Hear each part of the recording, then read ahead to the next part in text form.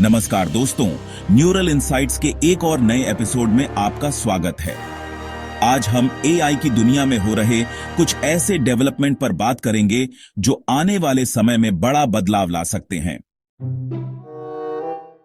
पहली खबर, बैडू ने ओपन सोर्स किया अर्नी एलएलएम। हमारी आज की पहली बड़ी खबर चीन से है। बैडू ने अपना जेनरेटिव एआई बड़ा लैंग्वेज मॉडल अर्नी को पब्लिकली ओपन सोर्स कर दिया है। डीप सीक के बाद यह चीन का सबसे बड़ा open source AI model release है। एक्सपर्ट्स का मानना है कि यह कदम ग्लोबल एआई रेस में एक बड़ा मोड़ साबित हो सकता है। अर्नी ओपन एआई के जीपीटी सीरीज और एंथ्रोपिक के क्लॉड जैसे क्लोज्ड मॉडल्स को टक्कर दे सकता है।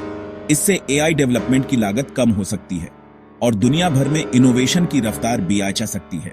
अब देखना यह होगा कि प्रोप्राइटरी एआई प्रोवाइडर्स इस चुनौती का कैसे सामना करते हैं। दूसरी खबर, माइक्रोसॉफ्ट का एआई टूल डॉक्टरों से बेहतर। अब बात करते हैं हेल्थ केयर में एक संभावित क्रांति की। माइक्रोसॉफ्ट ने दावा किया है कि उनका एआई डायग्नोस्टिक टूल, जो कोपायलट चैटबॉट और बिंग सर्च इंजन के साथ इंटीग्रेटेड है, जटिल बीमारियों का पता लगाने में इंसानी डॉक्टरों से भी बेहतर प्रदर्शन करता है। माइक्रोसॉफ्ट के अनुसार यह एआई सिस्टम रोजाना लगभग 50 मिलियन स्वास्थ्य संबंधी सवालों को हैंडल करता है और टेस्ट में इसने बेहतर स्पीड, कम लागत और ज्यादा सटीक डायग्नोसिस का प्रदर्शन किया है। हालांकि यह अभी शुरुआती स्टेज में है और पीयर रिव्यूड नहीं हुआ है, लेकिन यह खोज हेल्थ केयर में एआई की ट्रांसफॉर्मेटिव क्षमता को दर्शाती है। एक्सपर्ट्स का मानना है कि बेहतर नतीजों के लिए एआई और डॉक्टरों का मिलकर काम करना जरूरी है। तीसरी खबर, फाइनेंस सेक्टर में एआई लीडरशिप में तेजी।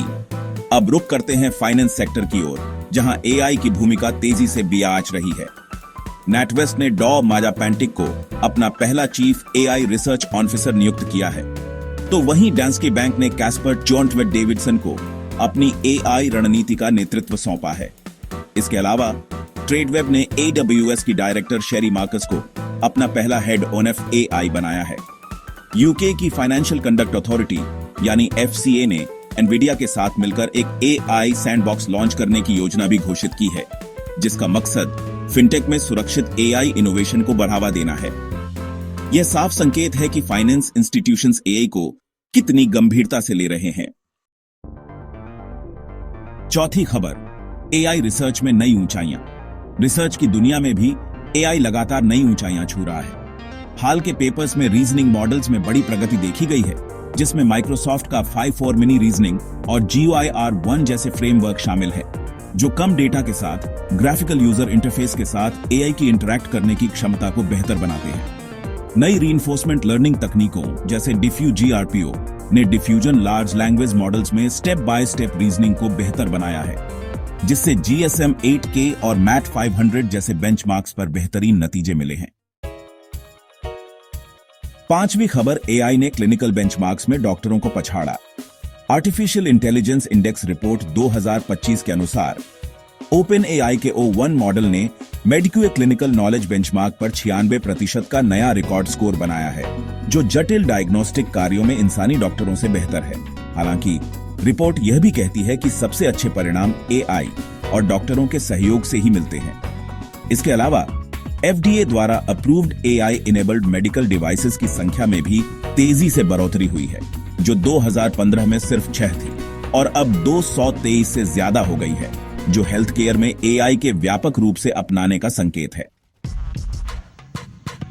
छठी खबर, नए एआई प्रोडक्ट्स और फीचर्स। माइक्रोसॉफ्ट अपनी एडवांस्ड एआई डायग्नोस्टिक टेक्नोलॉजी को कोपायलट और बिंग में इंटीग्रेट करने की योजना बना रहा है, जिससे स्वास्थ्य संबंधी सवालों को हैंडल करने और क्लिनिकल डिसीजन सपोर्ट को बेहतर बनाया जा सके। वहीं यूके FCA और एनवीडिया का एआई सैंडबॉक्स फिनटेक फर्मों को रेगुलेटरी निगरानी में सुरक्षित रूप से एआई एप्लीकेशंस को टेस्ट और डेवलप करने के लिए एक कंट्रोल्ड एनवायरनमेंट देगा। सातवीं खबर, पार्टनरशिप और कोलैबोरेशन। फाइनेंस सेक्टर में एआई लीडरशिप की नियुक्तियां नेटवेस्ट और डैंस्के बैंक की एआई ड्रिवन ट्रांसफॉर्मेशन के प्रति रणनीतिक प्रतिबद्धता को दर्शाती है। ट्रेडवेब द्वारा AWS के एआई हेड की नियुक्ति क्रॉस इंडस्ट्री कोलैबोरेशन को दर्शाती है, ताकि एआई इनोवेशन को तेज किया जा सके।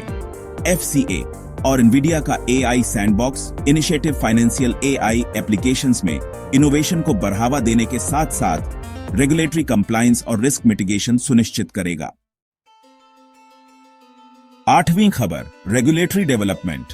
यूके FCA का AI सैंडबॉक्स फिनटेक कंपनियों को सुपरवाइज्ड सेटिंग में AI टेक्नोलॉजीज के साथ एक्सपेरिमेंट करने में सक्षम करेगा, जिससे इनोवेशन और कंज्यूमर प्रोटेक्शन के बीच संतुलन बना रहे। 9वीं खबर, AI के इंडस्ट्रियल एप्लीकेशंस।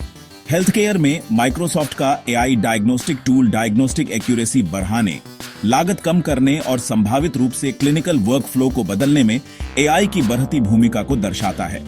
फाइनेंस में बैंक और financial institutions risk management, customer service और ऑपरेशनल एफिशिएंसी के लिए AI का लाभ उठाने के लिए AI लीडरशिप और स्ट्रेटेजी को मजबूत कर रहे हैं।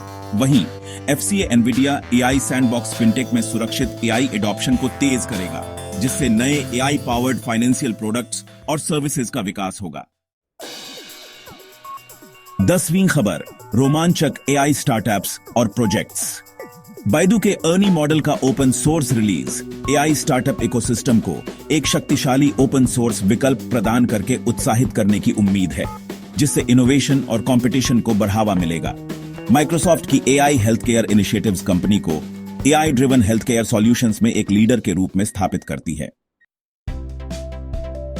तो दोस्तों, ये थी आज की AI जगत की कुछ महत्वपूर्ण खबरें।